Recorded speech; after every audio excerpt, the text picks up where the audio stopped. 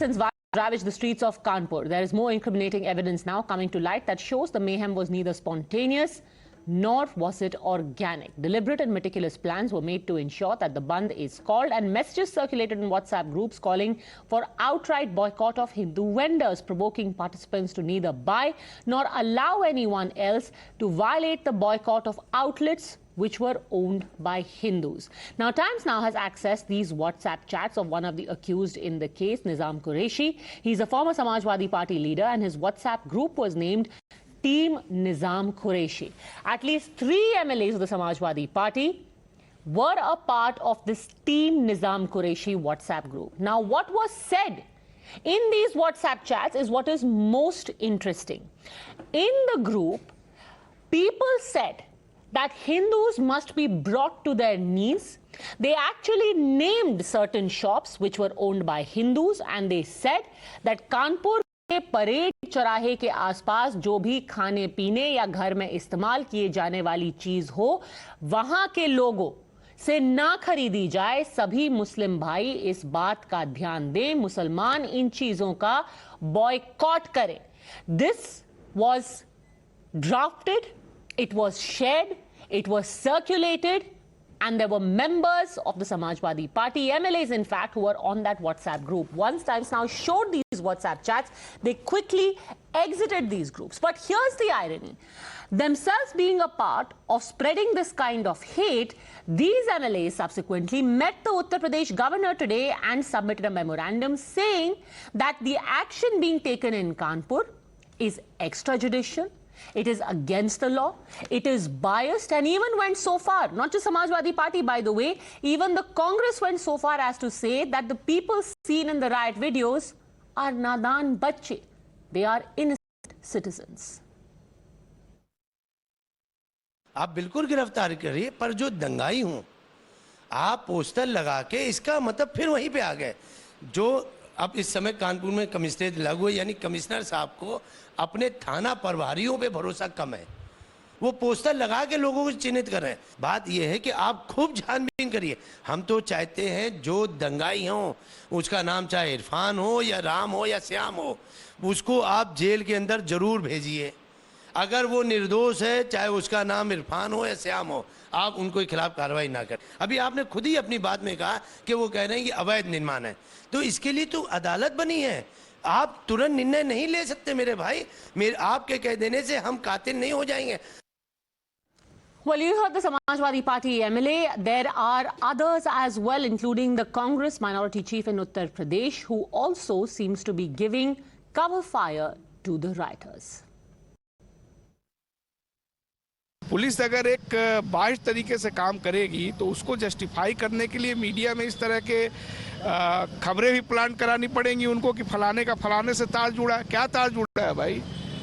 आप पीएफआई नाम का यहाँ तो कोई संगठन ही नहीं उत्तर प्रदेश में। जैसे ही ये पूरा मामला बना, आप देखिए अलकायदा का भी धमकी मिलने लगा है। क्या हम लोग नहीं जानते हैं इनकी क्या राजनीति है? Well, the BJP has now reacted. Samajwadi Party is calling it persecution, and the Congress is trying to give a clean chit to the PFI. The BJP is asking why give a cover to lawlessness. देखिए, उत्तर प्रदेश राज्य में कानून का राज है। किसी भी स्थिति में कानून तोड़ने वालों को सड़क पर निकलने की इजाजत नहीं है। हर स्थिति से निपटने के लिए हमारा पुलिस प्रशासन तैयार है। माननीय योगी जी के नेतृत्व में उत्तर प्रदेश में कानून का राज बहुत तेजी के साथ, मजबूती के साथ आगे बढ़ता रहेगा। All right, joining us now on the debate, Feroz Bakht Ahmed, Chancellor of the Maulana Azad National Urdu University, Rahul Ishwar activist, Manoj Kaka, National Spokesperson Samajwadi Party, political analyst Meeta Chakravarti. Sir, as the former Chancellor of Maulana Azad National Urdu University, I want to start with you. Feroz Bakht Sahab, what do you have to say when Samajwadi party Congress is saying that नादान बच्चों को आपने यहाँ poster पे लगा दिया, उनके ऊपर आप अत्याचार करते हैं? Problem with these people, whether these are from the Congress party, from Samajwadi or any other, the so-called secular party, the problem with them is that they see each and everything with the tinged glasses of Hindus and Muslims. Number one. Number two, it was a very interesting thing for me to listen to some of the Samajwadi Party MLAs that they met the police commissioner and they told him that, well, you know, there were monocordal bombs and stones which were all thrown from the roofs of non-Muslim houses on the namazis. We could not see anything of that kind. Today, I think, no, this is in the language of law is known as you know, being wiser after the incident, right? It is something which is concocted, which is tailor-made. There is nothing of that kind. Now, they also say, just now, Padma ji was saying, ke ladke hi hain. It also reminds me, the, you know, supremo of this Samajwadi Party, Mulayam Singh ji, when, you know, there was a rape case, he said, "Arey bachche hi to hain." Now, this is their ideology. I am sorry to say. The way they come onto the television and they do dha-dha and the way they make it Hindu-Muslim. Now, you know, they do not want to speak the language of constitution. Okay. They want to speak the, just give me 5 more seconds, the language of Hindu-Muslim. And let me tell you, these people are trying to incite Muslims. Muslims will never be incited. A couple of them, fringe element is everywhere, in Hindus, Muslims, everywhere. But Muslims of India, they understand these people, they will expose them. Muslims of India, they are Sanskarvadi, they are Rashtravadi, they are patriotic, and they are nationalists. So they will expose them. Absolutely, and nobody holds that in any doubt whatsoever. There will always be some insidious political elements and the radicals, like you said, who will keep trying to create a divide between society. Manoj काका, इस बात का respond कीजिए कि rapist और दंगाई दोनों को आप ये कह के डिफेंड कर रहे हैं कि लड़के ही तो हैं, गलती हो जाती है। मैं समझता हूं कि बहुत पूर्व में जाने की बात नहीं है। अगर आज पर बात किया जाए और आज का जो विषय है उस पर बात की जाए तो काफी अच्छा होगा। आज ही की बात कर रही हूँ सर, आज ही की बात कर रही हूँ। आपके एमएलए कह रहे हैं कि बच्चों की तस्वीर पोस्टर पे क्यों लगा दी। बोलने नहीं देंगी। बहुत जल्दी अगर आप रिस्पॉन्ड करना चाहती हैं तो आप ही उत्तर दे लीजिए। नहीं, आप पूरा 1 मिनट आप, बट मैं बस ये बात क्लियर कर रही थी that this is about today। Padmaja, थोड़ा संयम रखिए, पूरा देश और दुनिया आपको देखना है। जी बोलिए। मैं ये कह रहा हूं कि ये वही भारतीय जनता पार्टी है। आप अगर अभी ये जो बात कर रहे थे संविधान की, संविधान के प्रस्तावना का भी इनको नसीहत होगी कि थोड़ा अध्ययन करें। और संविधान के प्रस्तावना की नसीहत यही है कि जो राज्य का धर्म है, जो सरकार का धर्म है, वो धर्मनिरपेक्षता का प्रति है, सभी के प्रति। लेकिन अब तो भारतीय जनता पार्टी ने स्वयं कहा है कि उसके जो लोग हैं वो फ्रिंज एलिमेंट हैं, किसी विपक्षी पार्टी ने नहीं कहा। तो वही फ्रिंज एलिमेंट जो लोग हैं, उन्हीं लोगों के ये लगाई हुई आग है। और किसी भी समाज में, देश में या प्रदेश में जब आग लगाई जाती है तो उसके जद में सभी धर्म संप्रदाय के लोग आ जाते हैं। तो आप कह रहे हैं कि भाजपा ने आग लगाई तो कुछ लोगों को मजबूरन पत्थर उठाने पड़े। मैं जो कह रहा हूं उसको बहुत स्पष्ट सुने, बहुत साधारण हिंदी बोल रहा हूं। हाँ, तो मैं आपसे स्पष्ट सवाल पूछ रही हूँ ना, आपने एकदम जलेबी वाला जवाब क्यों दे दिया। मैं स्पष्ट सवाल पूछ रही हूँ कि जिसके हाथ में पत्थर है उसको नादान बच्चा बोल करके आप कवर फायर क्यों दे रहे हैं। अरे कितना निरी हो रही हैं आप। ये कौन लोग हैं, ये कौन लोग हैं। आप न्यूज लॉन्ड्री की रिपोर्ट पढ़ती हैं कि नहीं। धर्म संसद कराने वाला व्यक्ति नहीं पढ़ती। धर्म संसद कराता है प्रीत सिंह। अरे वो तो गिरफ्तार हो गया था धर्म संसद वाला, उसके अगेंस्ट एक्शन ले लिया गया था। Matter is finished, he did a wrong thing and he was Manoj काका जी, अब आपने वैसे तो आप धर्म संसद की बात कर करके साइड ट्रैक कर रहे हैं, पर शायद आपने टाइम्स ऑफ इंडिया की रिपोर्ट नहीं पढ़ी जिसमें यह भी था कि जो धर्म संसद कराने वाले यति नरसिंहानंद है ना, उन्होंने जिंदगी में सिर्फ एक ही पॉलिटिकल पार्टी की सदस्यता ली है और वो पार्टी आपकी थी। वो समाजवादी पार्टी के सदस्य रहे हैं। एक पार्टी की सदस्यता ली है उन्होंने, आपकी। अब वो समाजवादी हो गए। अरे खुद उन्होंने बोला है मैं समाजवादी पार्टी का सदस्य था। टाइम्स नाउ से नाम बदलकर भारतीय जनता पार्टी। अरे गजब है। अब मैं आपको सच बता रही हूँ तो आप हमारा नाम बदल रहे हैं। मनोज जी, ऐसा तो नहीं चलेगा ना। मैं कह तो रहा हूँ, पर्सनल होने से तथ्य नहीं बदल जाते। आप चाहे हमें टाइम्स नाउ बोलिए या भारतीय नाउ बोलिए, जो भी बोलिए, that won't change facts. Padmaja इनके पास जवाब नहीं होता, फौरन ये कहते हैं कि आप वकालत कर रहे हैं भाजपा की। This is no way. Sir, मैं आपको सेकंड प्रचारी प्रपंच का हिस्सा होगा उसी का। अरे आप प्रपंच प्रचार किधर भटक रहे हैं। मैं आपको वर्बैटिम यति नरसिंहानंद की जुबानी सुनाती हूँ उनकी कहानी। सुनिए, यति नरसिंहानंद कहते हैं, my father worked in central government, grandfather was associated with Congress, after return to India was briefly associated with the Samajwadi party. ये खुद यति नरसिंहानंद बता रहे हैं कि भाई मैं समाजवादी पार्टी का हिस्सा था। मैं कह रहा हूं, अरे मैं समाजवादी पार्टी का स्पोक्स पर्सन हूं। मैं कह रहा हूं वो कभी नहीं था समाजवादी पार्टी। और मैं आपसे कह रहा हूं कि आप कहिए भारतीय जनता पार्टी से आप ये बता, जेल भिजवाए। आप समाजवादी पार्टी के बिहाफ पे बोल रहे हैं वो नहीं थे। चलिए, यति नरसिंहानंद झूठे हैं। हटाया जा सकता है, एक फैक्ट है। Please read the history of your party. आप अपने पार्टी की तारीख पढ़ के आइए, रिसर्च करके आइए। ये एक चैनल है, पूरी दुनिया में देखा जाता है। चलिए, सोच समझ के बोला कीजिए। हो सकता है आपकी पार्टी आपको यति साइडलाइन कर दे। नरसिंहानंद को छोड़ देते हैं क्योंकि ये आप मानने को तैयार नहीं होंगे। वो बोल रहे हैं, वो झूठ बोल रहे हैं। I am certainly not a spokesperson, but Manoj ji, जो कोर क्वेश्चन है, you still haven't answered that. My core question is कि किसी भी राइटर को नादान बच्चा बोल के क्लीन चिट देने की क्या जरूरत है? पुलिस में मामला है ना, वो नादान है या दोषी है, ये पुलिस फैसला करेगी। बिल्कुल पद्मजा, बिल्कुल। और आपको ये भी बताना चाहिए कि पुलिस और कानून व्यवस्था दुरुस्त रखना किसी भी राज्य सरकार का प्राथमिक दायित्व होता है। अब जब दुरुस्त रख करके वो पकड़ रहे लोगों को, तो आप ज्ञापन लेके गवर्नर के पास पहुंच गए। मैं जिस जनपद से आता हूं, चंदौली जनपद में, वहां एक बेटी को पुलिस वालों ने घर में घुस के उसकी हत्या कर दी। सिद्धार्थनगर में क्या हुआ आपने नहीं देखा? एक सबसे बड़ी खतरनाक बात यह, आपने बच्चों के हाथ में पत्थर दे दिए। कश्मीर में भी बच्चों के हाथ में पत्थर दे दिए, और केरला में भी 10 साल के बच्चे को भटका के भड़का के और उसको पता नहीं कैसे कैसे नारे लगवा दिए एंटी इंडिया। और इसमें किसी भी चीज का आप जवाब नहीं दे रहे। को मिसयूज कर रहे हैं। आप चंदौली भी चले गए, आप सिद्धार्थनगर भी चले गए, पर आपने अभी भी ये जवाब नहीं दिया। That let the court decide, let the police decide sir, कि वो नादान है या नहीं है। इसमें आप क्यों बीच में आ रहे हैं? आप क्यों बीच में आ रहे हैं? That was the simple question. But like जजेस, या बट आंसर दिस राहुल ईश्वर। आपका एक जो वाजिब सवाल है, एक सेकंड, जब आप देखेंगे Rahul Ishwar, when you will see the police behaving in a partisan fashion, you will still doubt them. Manoj काका कह रहे हैं कि पुलिस पर जब विश्वास ही नहीं तो नेचुरली लगेगा कि एक बेचारे नादान मुसलमान बच्चे को उठा करके जेल में डाला गया है। राहुल ईश्वर, मैं नहीं कह रहा हूं Manoj ji, I don't belong to any party, but only one humble submission to you. When responsible parties like Sapa or any other party are not discouraging you from taking stones or going into the path of violence, are you not causing social harm?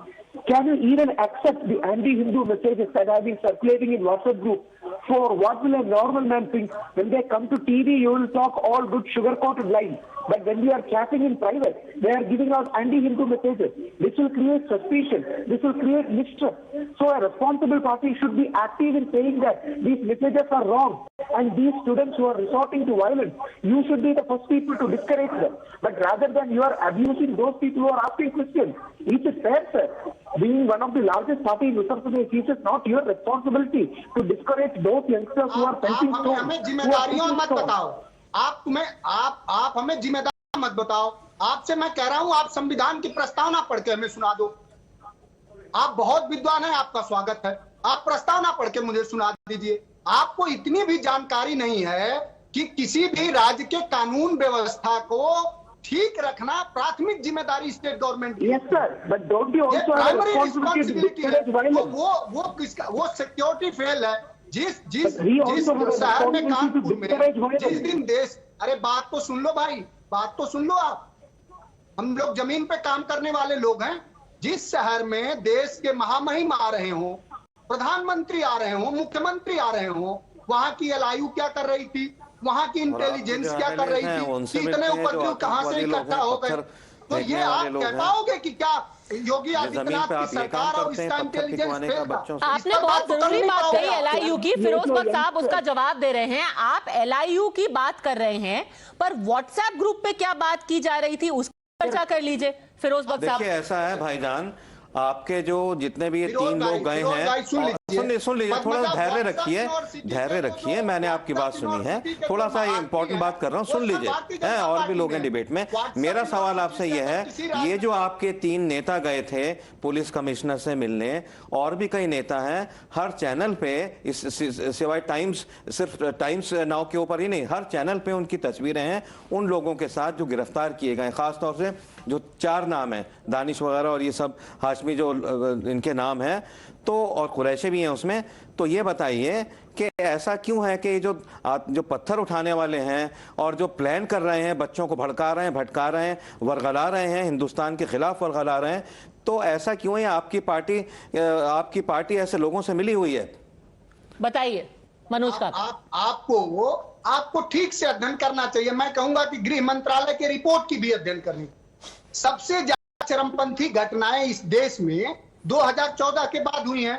आपको पढ़ना चाहिए कि इस देश में किसकी सबसे ज्यादा अगर सिक्योरिटी फेलियर कहीं रहा, ये तो अखिलेश जी ने आपको अखिलेश जी ने पाठ पढ़ा के भेजा होगा कि 2014 के बाद सबसे ज्यादा चरमपंथी घटनाएं हुई हैं। देखिए पिछले 60 साल में कांग्रेस और जो दूसरी सो कॉल्ड सेक्युलर पार्टीज थी, उनके जमाने में 2 लाख से ज्यादा छोटे बड़े राइट्स हुए, दंगे हुए, समझ रहे हैं? और एक बात और बता दूं, 1983 में जब नॉन अलाइंस समिट हो रही थी, एक तरफ तो मिसेस गांधी 1983 में भाषण दे रही थी तमाम मुल्कों को, दूसरी तरफ दिल्ली में 3000 मुसलमान काटे जा रहे थे।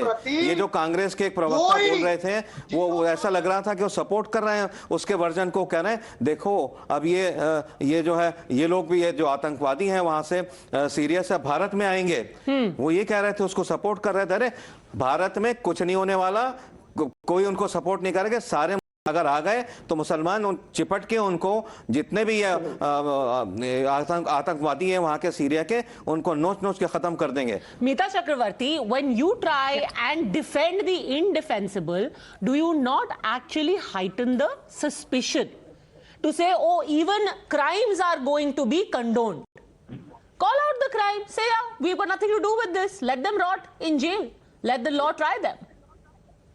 Okay, please give me some uninterrupted time because I did not interrupt any other co-panelist. Firstly, rioters are rioters. They can be Hindu rioters, they can be Muslim rioters. They need to be investigated as per the law. And I hope the police of UP will do their job in an unbiased manner. And based on their investigating capabilities, their reports, they need to be tried in a court of law. The police do not decide who is guilty or who is not guilty. It is the court of law that decides on who is guilty and gives them a correct quantum of punishment. So rioters, let us not go by the religion of rioters. Whoever has broken the law needs to be punished, period. There is absolutely no two ways. It doesn't matter whether they are aligned to any other political party, whether they're BJP supporters, SP supporters, Congress supporters. If you have broken the law of the land, you need to be punished. Secondly, I think what is more concerning here is the hate ecosystem that we are seeing these days. Partly in media houses, partly by irresponsible statements by people holding very responsible positions like the former national spokesperson of BJP, Nupur Sharma. I do want her to stay safe. Definitely, as a woman co-panelist, I'm worried about her, concerned about her security and whatever threats she's receiving.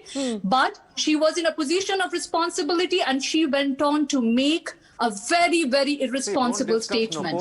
That has affected, please, I did not interrupt. Right? That has affected India's international image. That has affected India's diplomatic ties, international trade, and also the internal social harmony. At the end of the day, the BJP government in the center and the BJP government in Uttar Pradesh are responsible for maintaining law and order in the state. That is great. But while you sit here, ma'am, Meeta Chakravarti, while you sit here and say a writer is a writer, let me remind you that it is a member of your party, in fact, a member of the minority cell who has said, 1, that action is one-sided, 2, it is biased, 3, they are saying, oh, the PFI link is being cooked up only because they are embarrassed and they want to change the goalpost, which is again the point.